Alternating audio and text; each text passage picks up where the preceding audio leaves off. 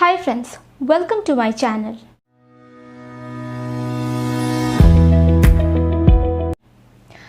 तो आज हम लोग जो चैप्टर पढ़ने वाले हैं वो रिप्रोडक्शन इन ऑर्गेनिज्म। तो आपने इस चैप्टर के लास्ट वीडियो में देखा था कि व्हाट इज़ एसेक्सुअल रिप्रोडक्शन और उसके कितने टाइप्स होते हैं। तो इस चैप्टर में हम उस एसेक्सुअल मोड ऑफ रिप्रोडक्शन के एक और टाइप को देखेंगे, दैट इज़ वेजिटेटिव रिप्रोडक्शन।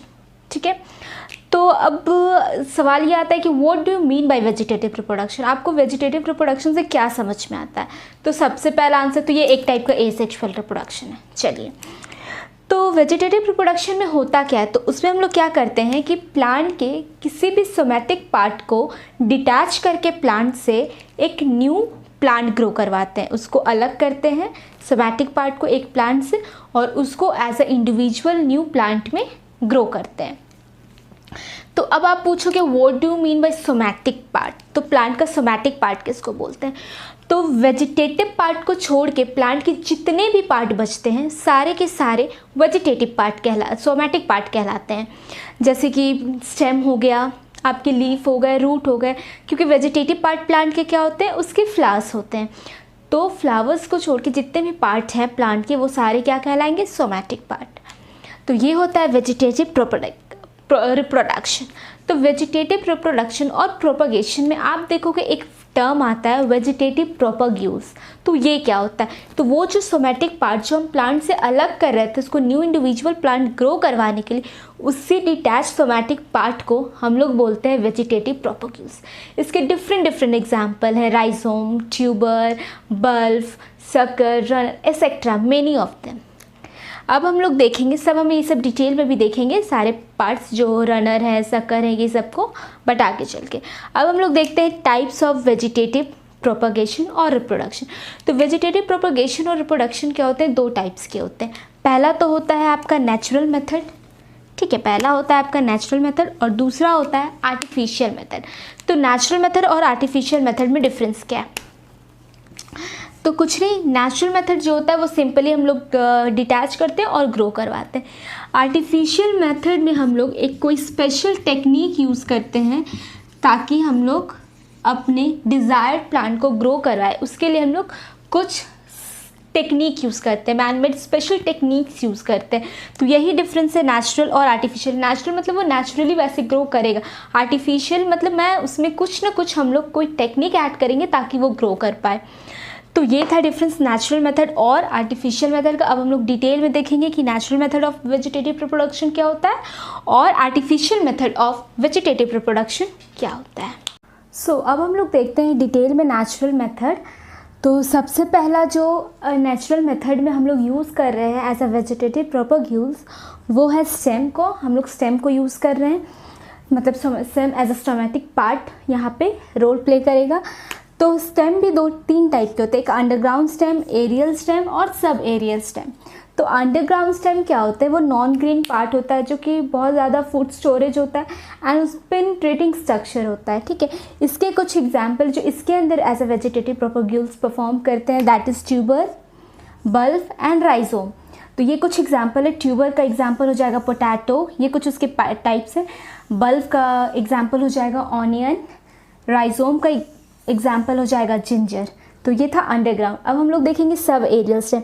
तो सब एरियल स्टेम क्या होता है, तो ये जनरली एक वीक स्टेम होता है, जैसे एक सपोर्ट चाहिए होता है अपने आप को स्प्रेड करने के लिए। तो इसके अंदर आ जाते हैं आपके ऑफसेट, सकर और runner types.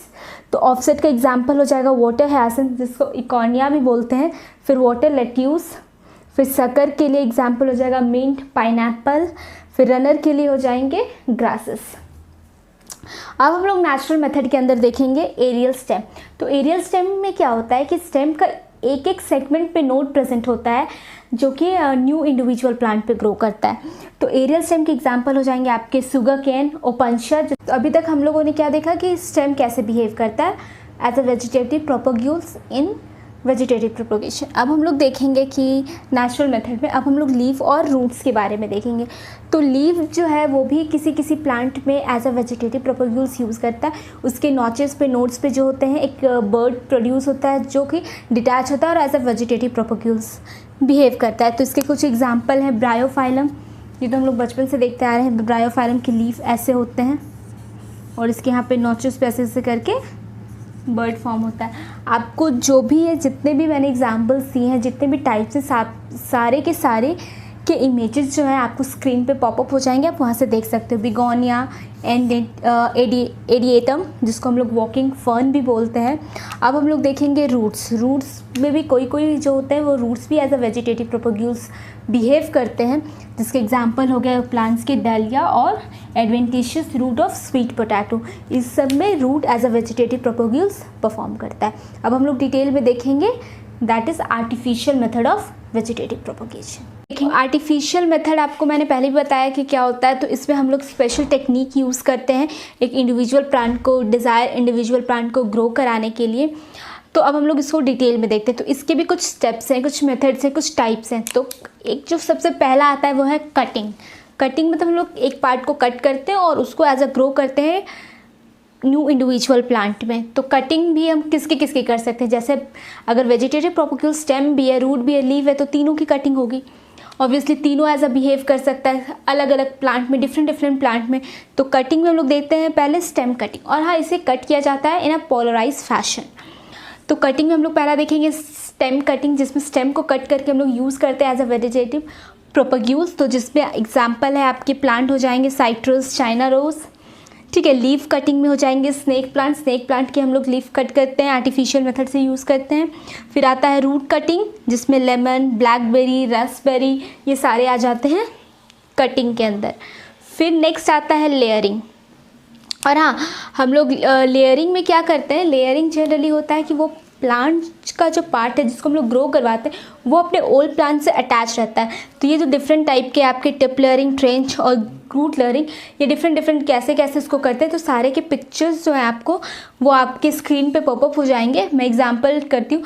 Generally part attach होते हैं। एक एग्जांपल मैं देती हूँ कि एक प्लांट है, उसका लोअर स्टेम को मान लीजिए हम लोग को लेयरिंग करना है, तो उसे ऐसे करके ग्राउंड में ले जाके उस पर सैंड डाल देते हैं, वो ऐसा ग्रो करने लगता है। तो लेयरिंग ये होता है जिसमें हम लोग 2 केमिकल यूज़ करते हैं, डैट इज़ IBA और NAA। तो IBA होता है आपका इंडोल 3-ब्यूटरिक एसिड और NAA होता है आपका नैप्थलीन एसिटिक एसिड। तो टिप लेयरिंग आपका ब्लैकबेरी, रास्पबेरी में यूज़ होता है। ट्रेंच लेयरिंग के लिए जो आपका किस प्लांट पे होता है, दैट इज़ वॉलनट, मलबेरी। ग्रूट लेयरिंग जो होता है, जिसको हम लोग एयर लेयरिंग भी बोलते हैं, वो आपका लीची, पोमीग्रेनेट में होता है। फिर हम लोग आते हैं ग्राफ्टिंग।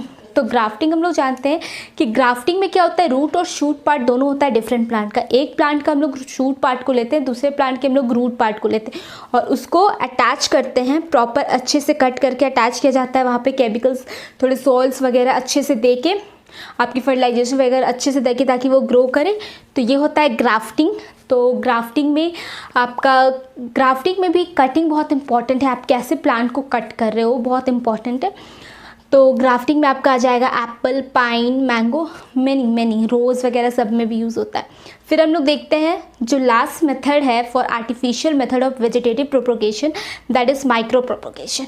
तो माइक्रो प्रोपोगेशन क्या होता है कि इसमें हम लोग एक स्मॉल टिश्यू को यूज़ करते हैं और ग्रो करते हैं एक full fledged new individual plant में। तो ये जो स्मॉल टिश्यू को एक एक्सटर्नल मीडियम में ले जाया जाता है, जहाँ पे ऐसे आर्टिफिशियल मीडियम है वहाँ पे ग्रो करवाया जाता है। तो इसको हम लोग माइक्रो प्रोपोगेशन बोलते हैं। इसको आप एज अ टिश्यू कल्चर भी हम लोग बोलते हैं। तो ये था वेजिटेटिव प्रोपोगेशन ऑफ ऑर्गेनिज्म। अब हम लोग नेक्स्ट वीडियो में देखेंगे, that is sexual mode of reproduction. तो ये हमारा एसेक्सुअल मोड ऑफ रिप्रोडक्शन आपका वेजिटेटिव प्रोपोगेशन के साथ कंप्लीट होता है। Thank you. अगर आपको वीडियो पसंद आया होगा तो प्लीज़ लाइक कीजिए, सब्सक्राइब कीजिए मेरे चैनल को, और हाँ, शेयर कीजिए, बेल आइकन ज़रूर दबाइएगा। और हाँ, आपको इस चैप्टर के नोट्स जो है आपको डिस्क्रिप्शन बॉक्स के लिंक में मिल जाएंगे, जहाँ आपको एक टेलीग्राम का लिंक दिया होगा, जहाँ पे आप क्लिक करके डाउनलोड कर सकते हो इस चैप्टर का full fledged notes. Thank you.